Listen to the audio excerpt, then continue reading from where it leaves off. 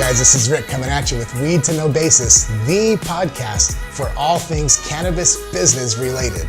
Are you an entrepreneur? Have something you wanted to create, something you wanted to bring to life in the cannabis industry? Maybe you've always wanted to partake in one of the biggest industries in modern day history. This is the podcast to listen to. Hey guys, this is Rick and we're back with another episode of Weed to No Basis. So remember, if you're watching this, then you too are on a Weed to No Basis. So today's episode, guys, I'm gonna wind it back a little bit and I'm gonna talk about really some of the 5 critical things, the 5 questions that you should absolutely be answering before you dip your toe in, before you launch. Just if you're considering jumping into the industry, maybe you already are in the industry and you hadn't thought about these, but either way, guys, this is especially, whoops, little ding there. This is as live as it gets, guys. We have all kinds of, yeah, we have all kinds of technology here, phones and computers and the camera behind over there. But guys, here's the thing, is there's absolutely 5 things that you should be asking, and there's probably a lot more, but one of our goals here is to really distill down and oversimplify the entrepreneurial journey of the journey of the cannabis entrepreneur. And so I really thought about all the companies that we've worked with currently as we record this. There are 20 companies in our program. I call it in our portfolio. A couple of them are scaling well past 200K in their first year of launch or first year of being in the program. One of them, guys, and I'm not sharing their names here, they're about to do 250K. That's 250,000 in their first year of being in business.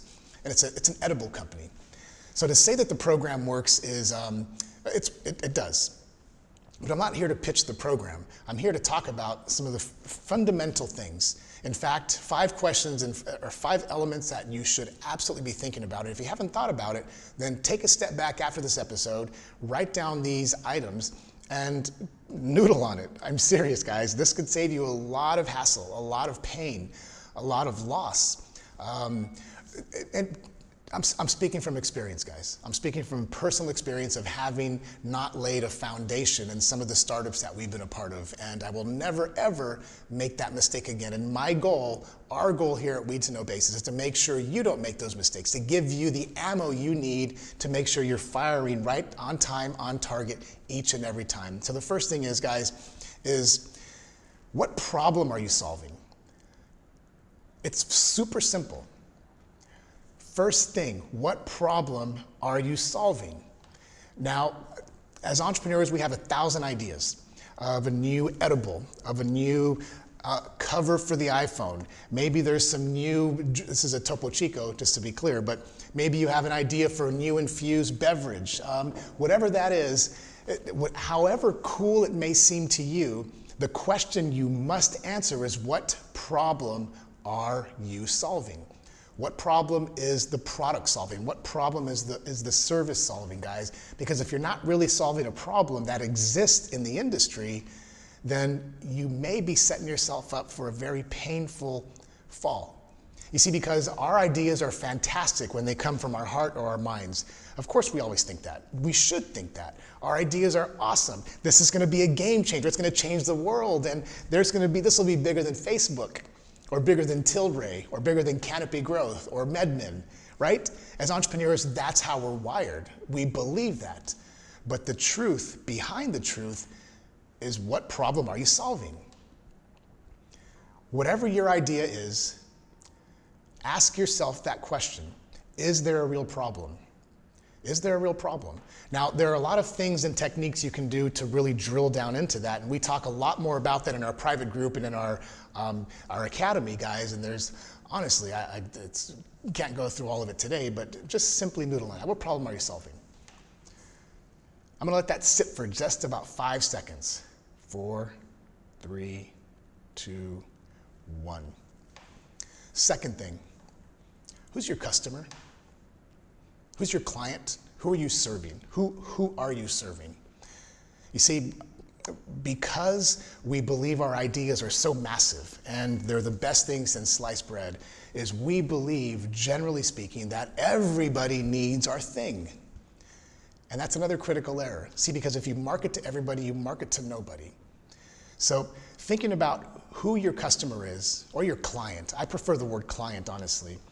And really understanding their pain better than they understand it is one of the most critical indicators of your success.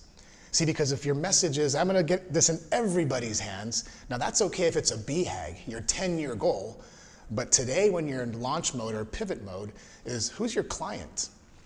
And here's what I mean by that. And again, we go in depth in this. We dissect this to the minutia in our program. We set you up for success. So I'm gonna give you just a high level. I want you to name her. I want you to understand where she shops. How many kids does she have? Is she married? Is she divorced? Is she single? Does she go to school? Does she have a degree? Does she shop at HEB Plus or the big grocery store? Or does she go to the corner store, the bodega? Does she buy dye for her hair, or does she go to do it herself? I mean, where I'm getting with this, guys, is get really, really, really granular about who your client is. And I started that off with, what's her name? I mean, literally, give her a name. Personify who your ideal client is. That's the second thing. You see, because the first one is, what problem are you solving? And because we think our ideas are so grand, we often then think, obviously, well, everybody's my client. We just broke 2 of those myths right now. You guys tracking with me? So again, dispelling the myth that business is hard. That's what we're doing here. The third thing is, how are you gonna sell it? How are you gonna sell it? Now, in the cannabis industry, guys, there's a little more complications around how you're gonna sell a product, especially if it's a plant-touching product. That's for another episode, guys, but right now there's a lot of flux in the whole merchant processing, the web hosting, and I don't know when that's gonna go away, but I would suggest that if you're banging your fork on the table going, make it go away now, Rick, I would suggest you write a letter to your congressman or senator. But look, the question is, how are you gonna sell it? There are a variety of ways to do that. And again, guys, this is a general big statement, whether you have a product or a service-based cannabis company, whether you have a CBD offering, an infused beverage, some sort of, maybe you do imprints on the back of iPhone covers, product or service. A quick sidebar is, if you start with a product, you will eventually have a service. As you scale and grow, you will. If you start with the service, you will eventually have a product. But the question is, how are you gonna sell it? There's caveats that, unfortunately, guys, that we have to deal with as cannabis entrepreneurs. Whether you're a consulting company like us, a media company, honestly.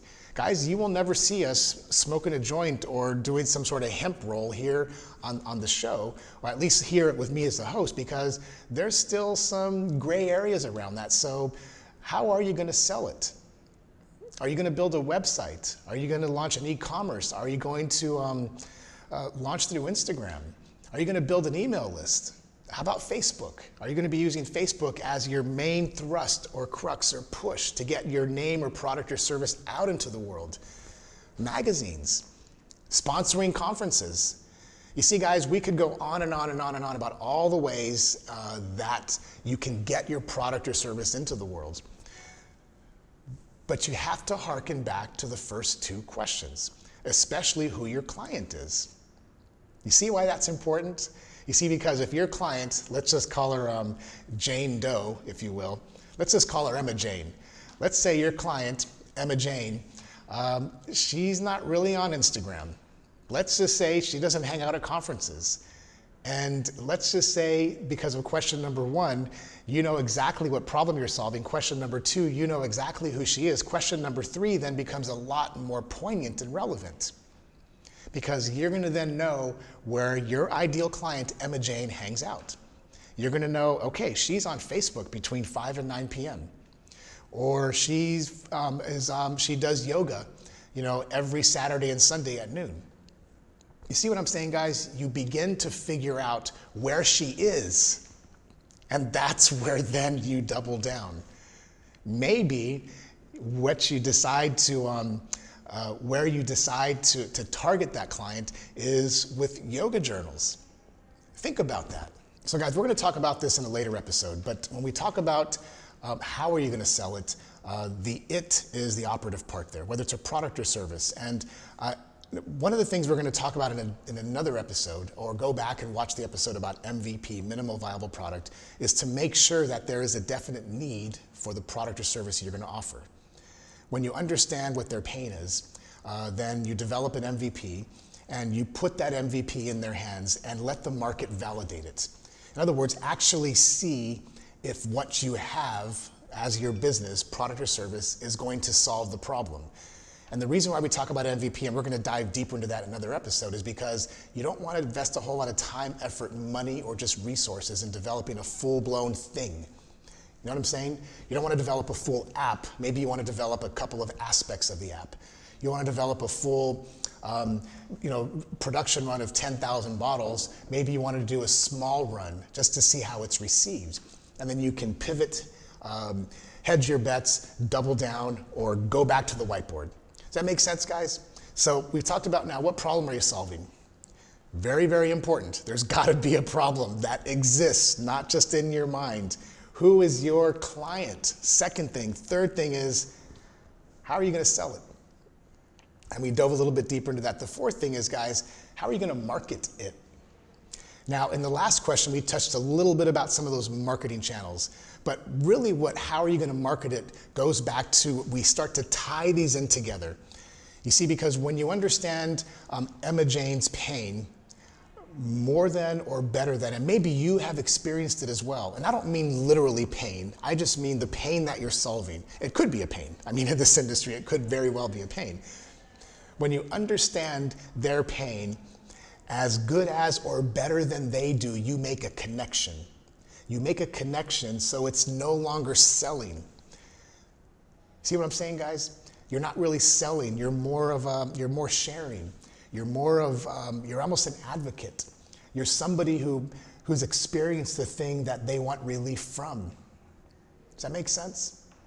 Now, again, guys, take a quick pause here and think about those things. Think about what your idea is or what your current product or service is, and think about the things that we've talked about. The first one is, what problem are you solving?